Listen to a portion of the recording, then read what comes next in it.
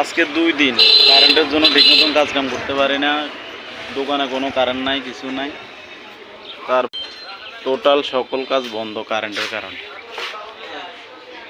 ঠিক মতন মানুষের অর্ডার দিতে পারি না।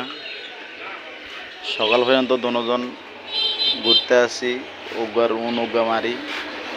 কি যে অবস্থা! এই যে এই মেশিনগুলো আসার পরে এখন তো পায়ে চাপানোর কোনো মেশিনের কাজে নাই, যার কারণে আমরা কারেন্ট যদি না থাকে তাহলে একদম ক্লিয়ার বন্ধ থাকে কাজ। যাই হোক, ট্রান্সমিটার চলে আসছে এখন। এই যে আমি একটু জুম করে দেখাই, এই যে ট্রান্সমিটারটা দেখতেছেন, এটার আওতায় আসলে যেই কয়টা মিটার আছে, মিটার মনে হয় এটার ধারণ ক্ষমতা অনুযায়ী মিটার বেশি, যার কারণে এই মিটার চেঞ্জ করা হইতেছে।